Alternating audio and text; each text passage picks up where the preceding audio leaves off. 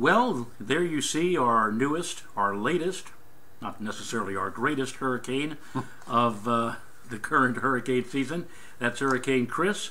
Not bad for early July. Yeah, it looks like a textbook view there with the eye and the outflow and everything. But I'm meteorologist Joe Rayo, one half of the Joe and Joe Show, covering weather for Fios 1 News in the lower Hudson Valley. And I am Mr. Cioffi, Joe Cioffi, Fios 1 News, Hudson, New Jersey, and Fios 1 News, right. Long Island. I know, it's been a long day. Fios 1 News, New Jersey, Fios 1 News, Long Island, on the Joe and Joe Weather Show, as we take a look at Hurricane Chris on the latest satellite loop. Far enough offshore where it's not going to be any kind of a problem for us.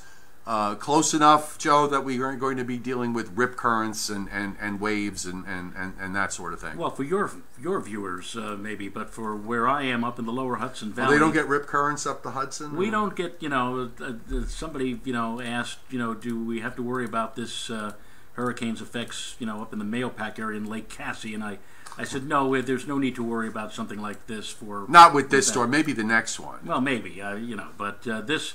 And you look at the image, the first few seconds, and you say to yourself, "Oh my goodness, does this have any say in the weather in the northeastern United States?" Well, there you go. There's your image. You look. Well, there you are, right there. Believe it or not, this will eventually make landfall, not in some tropical locale, not anywhere in the mid-Atlantic or northeastern states, but it looks like more and more it's going to be making landfall in Newfoundland, in the Canadian Maritimes, on Thursday, later on Thursday. So the folks up there may be battening down or getting ready for a rather hard rain and also some very strong gusty winds. The storm literally is expected to pass right over that island again during the day on Thursday.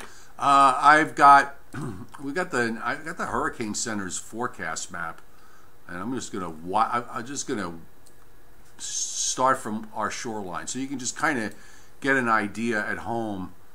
I'm going to put let's get the time elements on so you can get an idea. First of all, with respect to the 50-knot winds, they are going to be way offshore, and even the gales aren't going to be anywhere close. But in situations like this, we oftentimes see rough ocean seas, rip currents, and so on. And that is going to be a problem, as we said, for the Jersey Shore, Long Island. And given the kind of weather we have this week, Joe, I'm sure a lot of people either, if they're not on vacation, they're getting those one-day flus.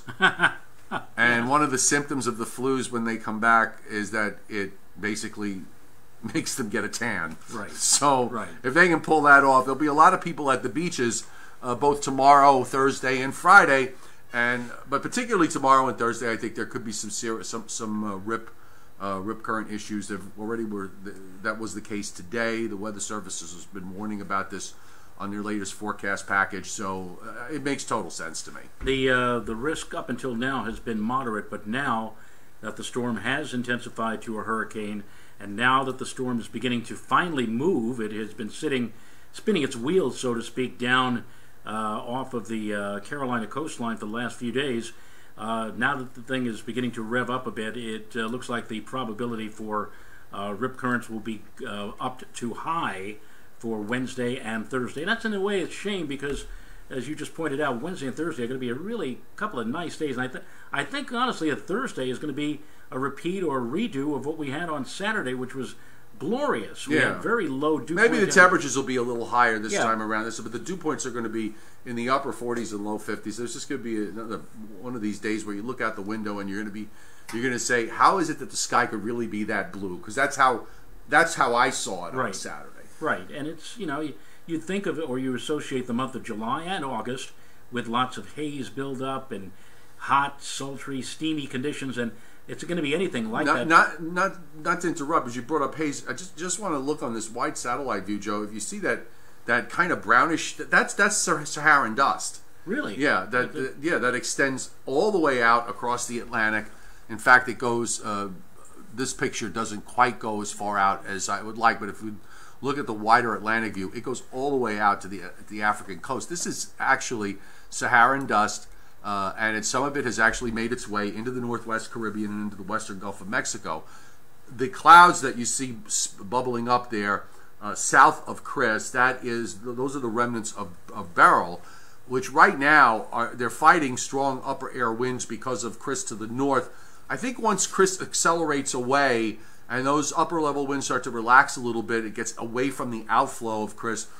That has a shot, I think, of maybe regenerating. Yeah. At least the Hurricane Center seems to think so. Yeah. Well, our winds are going to be tomorrow and on into Thursday, more out of a north and northeast direction.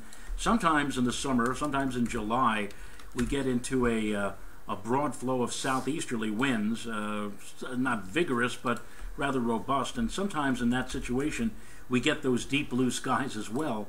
I know your terminology is tropical skies, yeah. The skies that you would see, let's say, in the Bahamas or Puerto Rico. But this is what we're going to see the next couple of days is rather atypical for July. I mean, you talk about the dew points in the 50s and 40s on a fairly consistent basis now, and even today, you pointed out on your weathercasts that even though we had temperatures at or above 90 in many spots, the dew point temperatures were still hovering in the upper 50s to around 60. And in all those, feels like readings, which I love, those feels like readings were actually all lower than the actual temperatures themselves. The humidity today, technically, it was the highest it's been since last Friday. Right. But it was still really comfortable. And as you said yesterday, oftentimes models tend to rush in the dew points too quickly, and that was indeed the case because instead of seeing dew points in the low 60s, we saw dew points in the mid to upper 50s, and the relative humidity was in the 25 to 35% range. Absolutely. Yesterday, you're absolutely right. Last night, I'd mentioned that for Westchester County Airport, the projected dew point temperature for today, for mid-afternoon, was 62, and anything usually above 60 is considered to be muggy. Well, guess what? The temperature got to 91 at White Plains at that hour. And Newark got to 96 today. Right, but it was 55. The dew point was 7 degrees lower than the projections from yesterday. And now we're looking at, for White Plains now, on Thursday afternoon, a dew point of 50. And it makes you think, like, well, the way it's been running lately, it could very well be more like the mid-40s.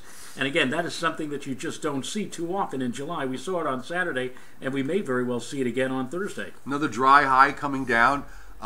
There's, by the way, the GFS late this afternoon did actually try to reinvent Beryl well off the North Carolina coast and just kind of sits at east of between 65 and 70 degrees west through the weekend and into early next week.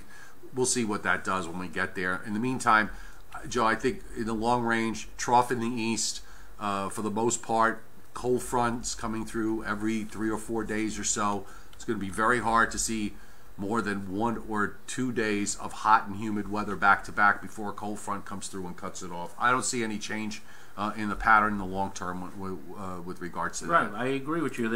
There may be a slow buildup of the humidity beginning Friday into the weekend, but still not horrible.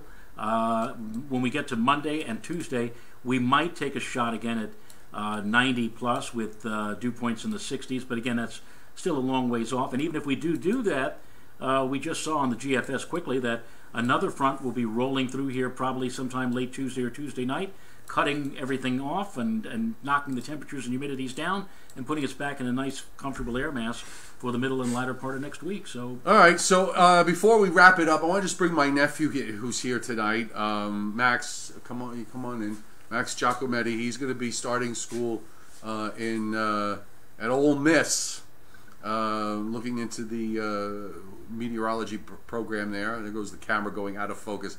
Total shock there. So, did you have fun tonight? Oh yes, I did. It has been a blast for me, and meteorology means it's very, very interested and very, very fun to look at. It's like I'm in a different place. Okay, good. You want to say a quick hi to your friends back home? Hey, friends. Back home. What's up, friends? Back in my friends.